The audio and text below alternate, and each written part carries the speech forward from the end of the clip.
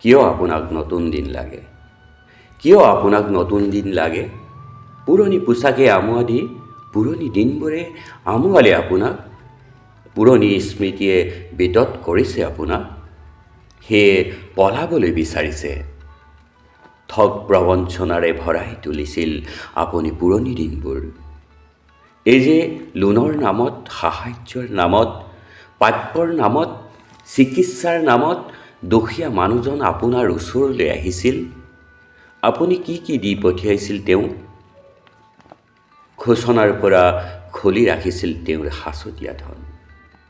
কুকুৰৰ দৰে খেদি পঠিয়াইছিল। তেওঁৰ আবেদন ফাইলত বন্দী কৰি ৰাখিছিল। তাতোতকৈ তেওঁকেই বন্দী কৰি নাৰাখিলে কিয়? নানা অজুহাতত বেমাৰ আৰু ঔষধৰ নাম বঢ়াইছিল। পুৰণি দিনৰ সেই দ্বন্দ্বই খেদিছে আপোনাক। এই যে সেই দুখীয়া মানুহজনৰ পৰা কাঢ়ি লোৱা ধনেৰে ঘৰলৈ মিঠাই কিনিছিল, ফ্ৰিজ কিনিছিল, পত্নীৰ পোচাক কিনিছিল। কিয় আপোনাক নতুন দিন লাগে?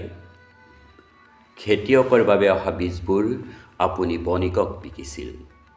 পেঞ্চনৰ বাবে অহা শিক্ষকজনক আপুনি চখতে ঘূৰাই পঠাইছিল বাৰে বাৰে। নিবনুৱা যুৱকজনক চাকৰিৰ আশ্বাস দি টকাৰ বিনিময়ত বন্ধকত ৰাখিছিল তেওঁৰ সপোন। আৰু আপুনি মহানগৰীত মাটি এডোখৰ কিনিছিল, চাৰিসীমাত উচ্চ দেৱাল দিছিল। সেই ঘৃণনীয় কথা পাহৰিবলৈ কিয় আপোনাক নতুন দিন লাগে? ৰাস্তাৰ শিলবোৰ ভাত বুলি খাইছিল আপুনি। আলকতৰাবোৰ প্ৰসাদন বুলি সাঁচি ৰাখিছিল। সকলোতে কমিছন খাই খাই দেশক জহন্নামে নি নিজে নোদোকা হৈছিল। দেশমাতৃক বিক্ৰী কৰা টকাৰে কিনা গাড়ীখনত এপাক সপৰিয়ালে ফুৰিবলৈ পাহৰিব লাগে পুৰণি দিন। কিয় আপোনাক নতুন দিন লাগে? কিয় লাগে আপোনাক নতুন দিন? আপোনাৰ সুন্দৰী পত্নীয়ে পিন্ধে বস্ত্ৰহীনা গাঁৱলীয়া দুৰ্পতিৰ আপুনি আজৰি নিয়া কাপোৰবোৰ।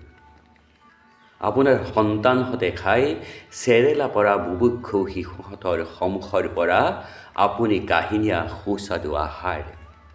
গঢ়ে আপুনি কাঢ়ি নিয়া জ্ঞানৰ অন্ধতাৰে আপোনাৰ সন্তানবোৰ আলোকিত হয়। পুৰণি দিনবোৰে সোঁৱৰাই দিয়ে আপুনি ডকাইত মধ্যবিত্ত।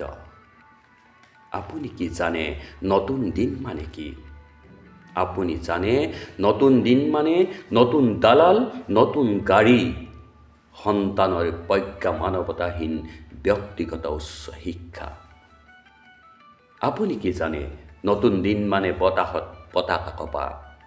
আপুনি কি জানে নতুন দিন মানে অৰণ্যত সেউজীয়াৰ শোভাযাত্ৰা? আপুনি কি জানে নতুন দিন মানে মৃত্যুক জয় কৰি জীৱনৰ শ্লোগান?